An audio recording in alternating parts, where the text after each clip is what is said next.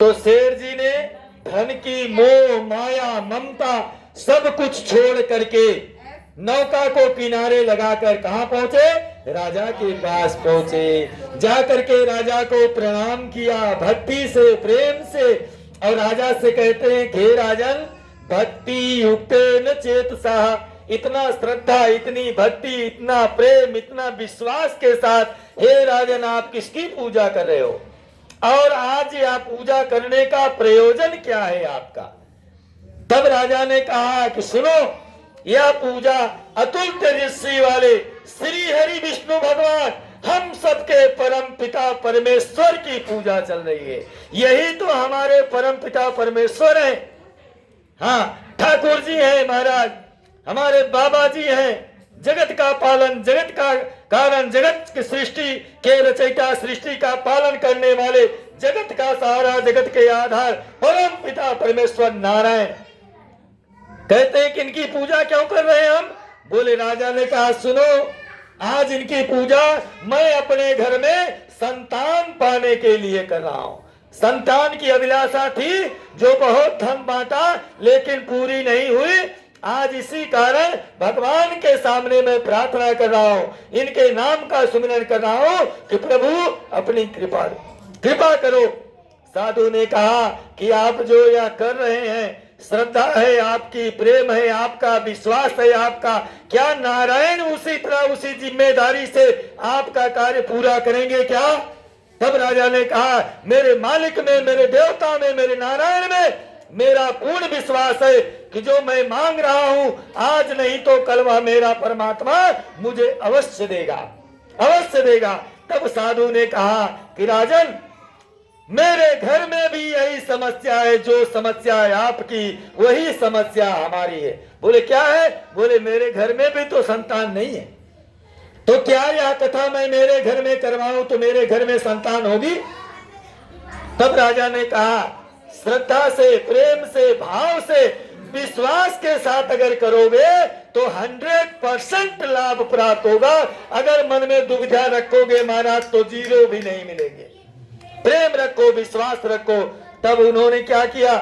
बोले विधान बताओ। बोले हमारे पंडित जी से मिलो, महाराज से मिलो।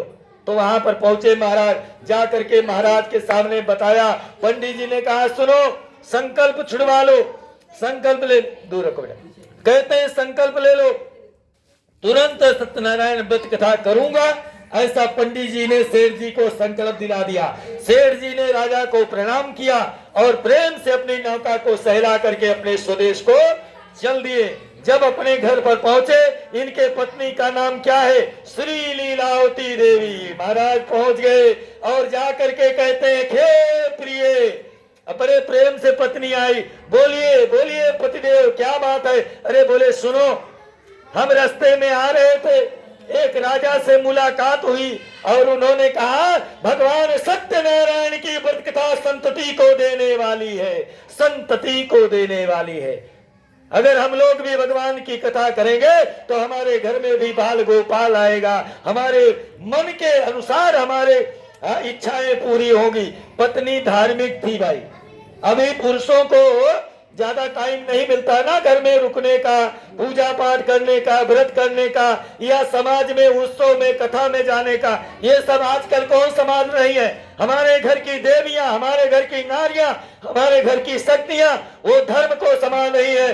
गांव हो, समाज हो, प्रदेश हो, हर जगह जो है वही देख रही है। पति लोग तो रुपया कमाने में व्यस्त हैं, भाग दौड़ करने में व्यस्त हैं, बाहर के कार्य देखने में व्यस्त हैं, लेकिन धर्म का कार्य हमारी शक्तियां, हमारी नारियां, हमारी बेटियां और हमारी बहनें संभाल नहीं। महाराज इस तरह से वह कहती है कि सुनो, भगवान सत्यनारायण की कथा के लिए विलंब नहीं करेंगे।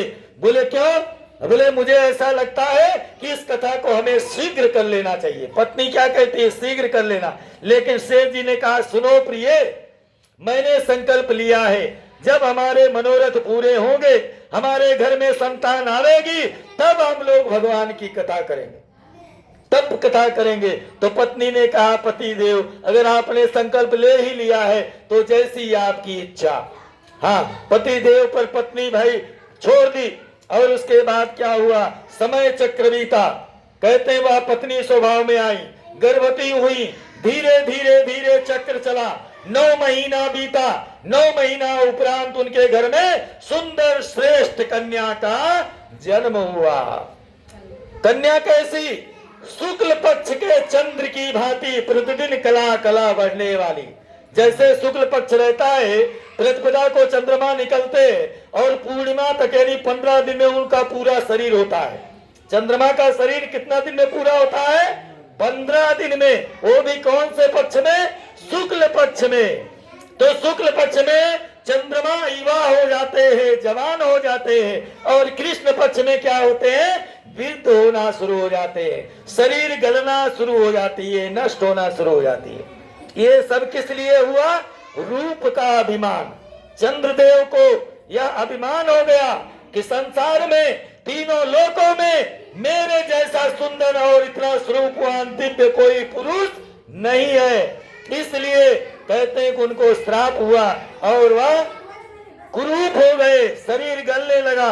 तब जो है कहते हैं बाबा भोलेनाथ का जप करे, महामृत्युंजय के जप से बाबा ने आशीर्वाद दिया, जाओ ज्यादा कुछ तो नहीं मिटा पाऊंगा, किसी का श्राप दूर नहीं कर पाऊंगा, लेकिन इतना कहता हूं कि 15 दिन तुम ठीक हो जाओगे और 15 दिन फिर वैसे कर जाओगे।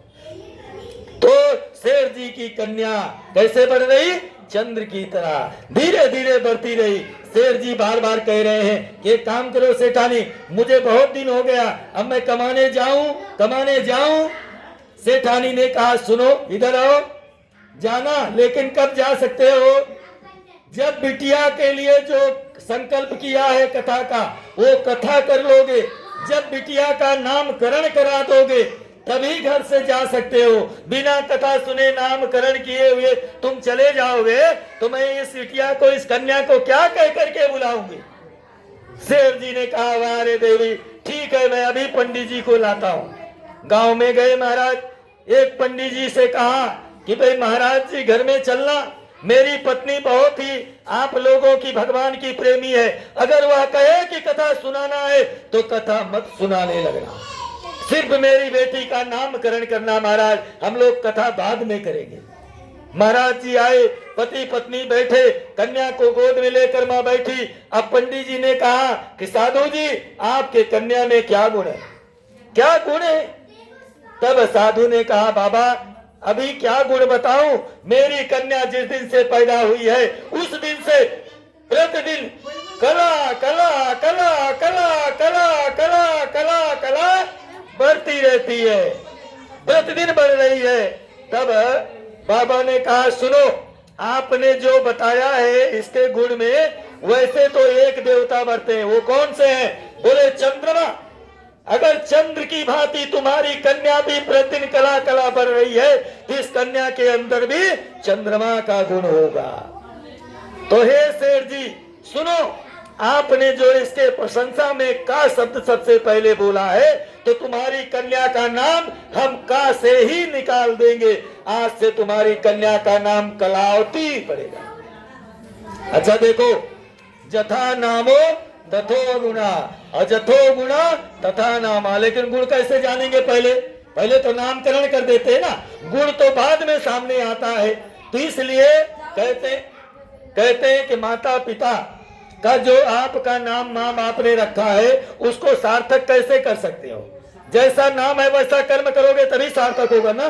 अगर नाम के विपरीत कर्म करोगे तो 4 लोग क्या बोलेंगे, पता नहीं कौन से मूर्ख मतलब माता पिता थे जो इतना सुंदर नाम रख दिया, अब ये जो है क्या कर रहा है समाज में, है समाज में इस नाम को बदनाम कर रहा है। इस तरह से नाम रख लेने से मात्र से कर्म को आता नहीं जा सकता। तो जथा नामो तथो गुणा, जैसा नाम वैसा गुण हमारे अंदर आना चाहिए, नाम को सार्थक करना चाहिए। तो कन्या का नाम पंडित जी ने क्या रखा? कलावती। माता खुश हुई, माता ने कहा सेठ जी सुनो। बोले क्या कह रही हो? बोले कथा भी सुन लिया जाए। अरे बोले कथा बाद में सुन लिया जाएगा, अभी पंडित जी के पास समय नहीं है, महाराज के पास टाइम नहीं है। अब ये नहीं बता रहे कि पंडित जी को पहले समझाएं महाराज वहां बोलना नहीं है, हम जो बोले वही सही है। इस तरह से कहते हैं कि सुनो, अरे जावत ब्याह करिष्यामि और तावत त्वं व्रतं प्रिय। सुनो लक्ष्मी जी सुनो, जिस समय मेरी कन्या सयानी होगी और इस कन्या का विवाह करने का समय आएगा, इसके हाथ पीला करने से पहले मैं भगवान की कथा कर लूंगा, कथा अवश्य कर लूंगा। ऐसा महाराज अपने पत्नी को बताकर सुनाकर अब सेठ जी जो है व्यापार करने के लिए चले जाते हैं। बोलो सत्यनारायण बाबा की।